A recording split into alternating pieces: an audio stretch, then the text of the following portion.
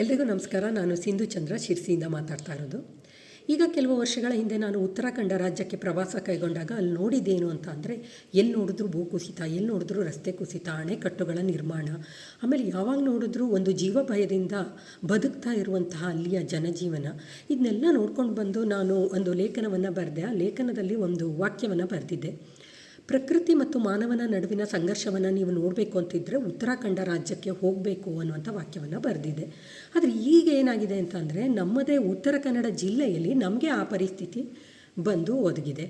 ನನಗಿನ್ನೂ ಕೂಡ ನೆನಪಿದೆ, ಈಗೊಂದು 26-27 ವರ್ಷದ ಹಿಂದೆ ನಾವೆಲ್ಲ ಕಾಲೇಜು ದಿನಗಳಲ್ಲಿ ಈ ನದಿ ತಿರುವು ಯೋಜನೆಗಳ ಬಗ್ಗೆ ವಿರೋಧವಾಗಿ ಮಾತಾಡ್ತಿದ್ವಿ ಚರ್ಚಾ ಸ್ಪರ್ಧೆಗಳಲ್ಲಿ.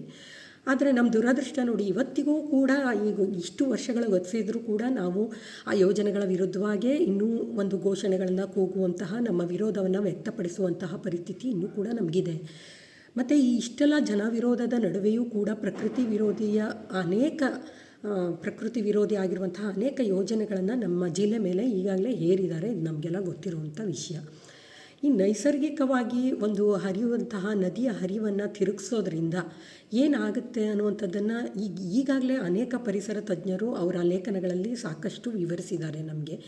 ಆಮೇಲೆ ಇಡೀ ವಿಶ್ವದಲ್ಲೇ ಪ್ರಾಮುಖ್ಯತೆಯನ್ನು ಹೊಂದಿರುವಂತಹ ಪಶ್ಚಿಮ ಘಟ್ಟಗಳು, ಅದರಲ್ಲಿರುವ ವೈವಿಧ್ಯಗಳನ್ನು ಉಳಿಸುವಂತಹ ಜವಾಬ್ದಾರಿ ನಮ್ಮೆಲ್ಲ ನಾಗರಿಕರ ಮೇಲಿದೆ ಇವತ್ತು.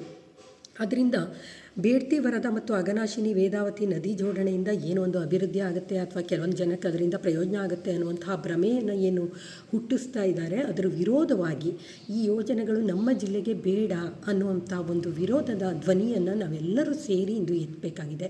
ನಾಳೆ ಜನವರಿ 11 ಶಿರಸಿಯ MES ಮೈದಾನದಲ್ಲಿ ಒಂದು ಬೃಹತ್ ಜನಸಮಾವೇಶವನ್ನು ಈ ನದಿ ತಿರುವು ಯೋಜನೆಯ ವಿರುದ್ಧವಾಗಿ ನಾವೆಲ್ಲ ಹಮ್ಮಿಕೊಂಡಿದ್ದೇವೆ. ಹಸಿರು ಸ್ವಾಮೀಜಿ ಅಂತ ಹೇಳಿ ಖ್ಯಾತರಾಗಿರುವಂತಹ ಶ್ರೀಯುತ ಗಂಗಾಧರೇಂದ್ರ ಸ್ವಾಮೀಜಿಯವರ ನೇತೃತ್ವದಲ್ಲಿ ಈ ಒಂದು ಬೃಹತ್ ಜನ ಸಮಾವೇಶ ಜರಗಲಿಕ್ಕೆ ಇದೆ. ನಂದೊಂದು ಧ್ವನಿಯಿಂದ ಏನಾದೀತು ಅನ್ನುವಂಥ ಚಿಂತೆ ದಯವಿಟ್ಟು ಬೇಡ. ಯಾಕೆ ಅಂತ ಅಂದರೆ, ಪ್ರತಿಯೊಬ್ಬರ ಧ್ವನಿ ಕೂಡ ಇಲ್ಲಿ ಮುಖ್ಯನೇ.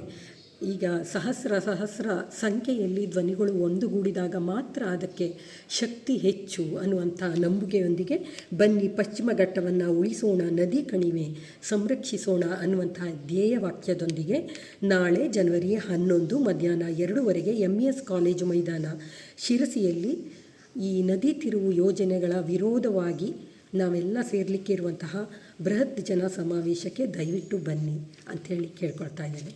ಧನ್ಯವಾದ.